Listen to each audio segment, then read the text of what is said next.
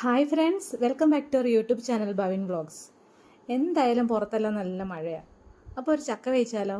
അതിനായിട്ട് ഞാനും ജാസ്മിനോട് പുറത്ത് പോയി ഒരു ചക്കയൊക്കെ പറിച്ച് അടർത്തി അതിൽ ചുളയെല്ലാം പാത്രത്തിലാക്കി ചകണിയും കുരുവും എല്ലാം എടുത്ത് നല്ല ക്ലീനാക്കി നല്ലപോലെ അരിഞ്ഞ് റെഡിയാക്കി വച്ചിട്ടുണ്ട്. അപ്പോൾ നമുക്കിന്നൊന്നൊരു ചക്ക വേവിച്ചാലോ?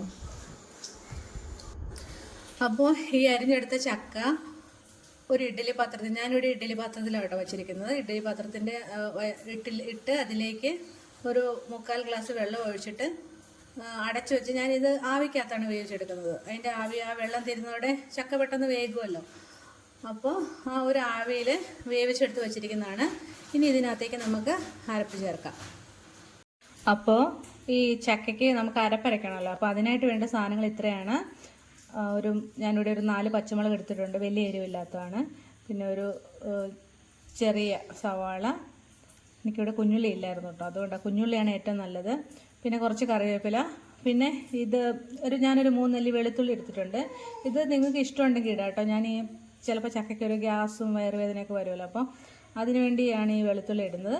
പിന്നെ നമുക്ക് ആവശ്യത്തിനുള്ള നമ്മുടെ കയ്യിൽ എത്ര ചക്കയുണ്ടോ അതിനാവശ്യത്തിനുള്ള അരപ്പിനുള്ള തേങ്ങ, ഇത്രയും കാര്യങ്ങളാണ് നമുക്ക് ഒരു ചക്ക വയ്ക്കാനായിട്ട് വേണ്ടത്.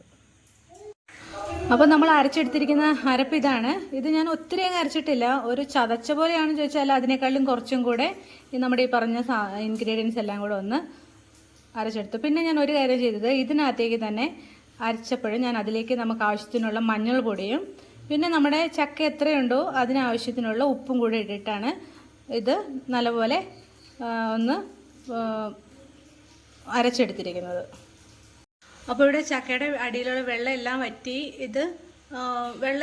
ഇതൊന്ന് വെന്തിരിക്കുകയാണ്. നമുക്ക് ഇത് നോക്കൂ, ഇങ്ങനെ സ്മൂത്ത് ആവുന്ന പരുവത്തിനായിട്ട് എത്തിയിട്ടുണ്ട് ഇത്.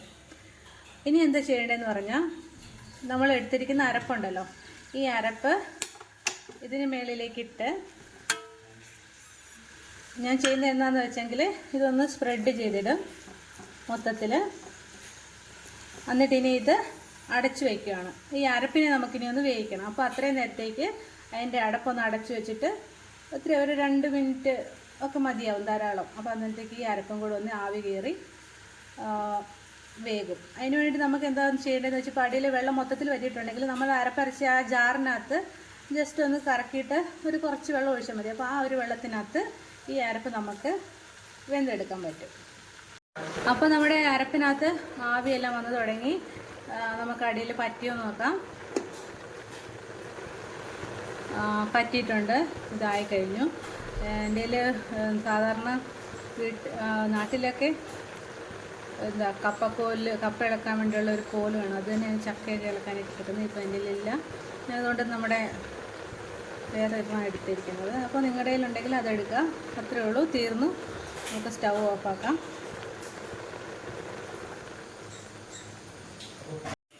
അങ്ങനെ നമ്മുടെ ചക്കപ്പുഴുക്ക് ഞാനൊന്ന് മിക്സാക്കി എടുത്തിട്ടുണ്ട്. നല്ല ആവി പറക്കുന്ന ചക്കപ്പുഴുക്ക് റെഡിയാണ്. നമുക്കിനി ഇതൊരു സെർവിങ് ബൗളിലേക്ക് മാറ്റാം. അങ്ങനെ നമ്മുടെ ചക്കപ്പുഴുക്ക് റെഡിയായി കഴിഞ്ഞിരിക്കുകയാണ്.